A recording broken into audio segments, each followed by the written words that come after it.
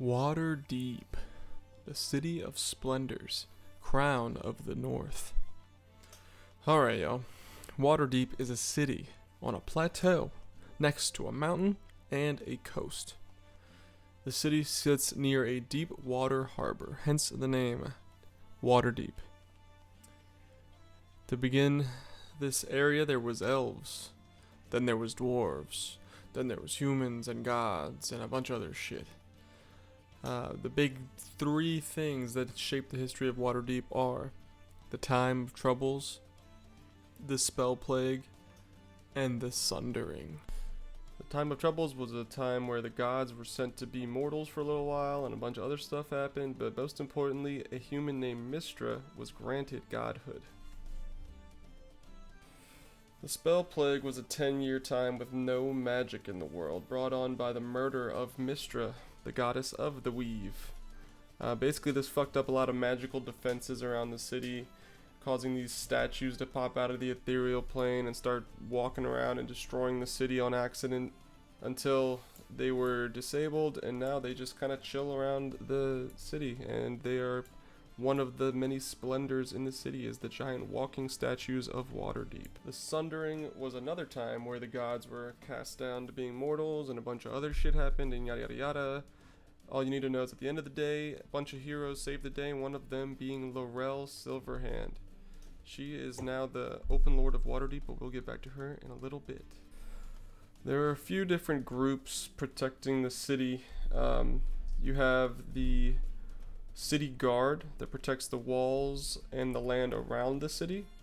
You have the Griffin Cavalry, who protects the air around and above the city. And then in the city, you have the City Watch, who is the policing group.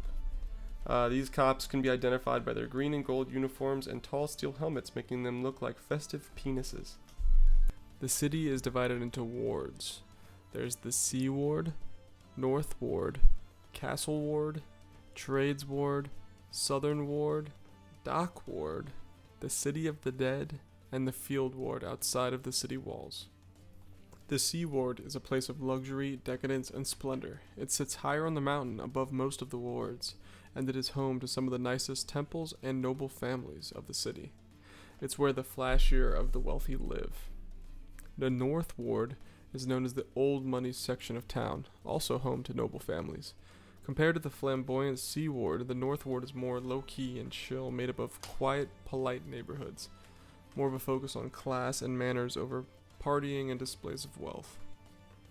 The Castle Ward is the political and military heart of the city, home to Castle Waterdeep, Blackstaff Tower, and the famous Yawning Portal.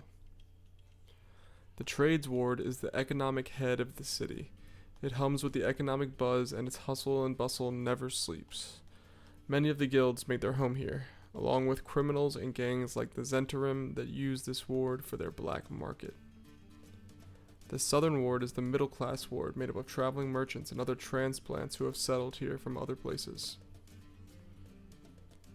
The Dock Ward is a hive of scum and villainy, full of sketchy taverns, shady shops, and dark alleyways. The poorest of Waterdeep live there, working at the docks and warehouses amongst the ne'er-do-wells and ruffians. The City of the Dead is the city's enormous cemetery filled with plant life and mausoleums that has been known to have some interesting happenings occur at night. The Field Ward, while technically not a ward, is a melting pot of various cultures that are made up of leather workers, farmers, and butchers. The people from the city do not frequent this area. Waterdeep is a more civilized city overall than most, sporting a citywide sewer system that connects to most buildings and many wells around the city supplying water. And the taxes of the city are used to keep the streets clean and the city's services functioning. Waterdavians love a good celebration. Almost every week there is some big event happening in the city celebrating some important date, god, or otherwise. After various assassinations and corruption scandals threatened to fuck up their government, the Open Lord of Waterdeep decided to keep the ruling lords masked in order to keep their identity secret for their safety. So the city is run by the Open Lord and the Masked Lords. Any religion that does not practice any form of violence, theft, or sacrifice is allowed to publicly worship and hold temples in the city. Almost all gods are represented and have temples either public or in secret. In Waterdeep, the name of the game is trade. With trade comes outsiders and taxes, and the city does a good job keeping track of both.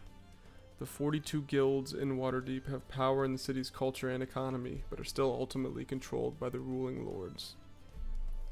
There has recently been a change of leadership in Waterdeep. Lord Daygalt Neverember lost the position of Open Lord when he made some questionable political and economic decisions to help out his home city of Neverwinter in a time of rebuilding after a volcano hit the city. The masked lords made the decision to replace him with the new Open Lord, Laurel Silverhand, who is currently in charge and has, as a city, recently defeated an evil cult that threatened to summon Tiamat into the city and bring on the end of days. The city has its fair share of crime, but as long as the nobles and lords are happy, the City Watch don't get too involved. Keep it off the streets is their motto. Waterdeep is a city of groups, whether it be guilds, religions, or factions. It pays to make the right allies. So that's Waterdeep in a nutshell. Alrighty, peace out.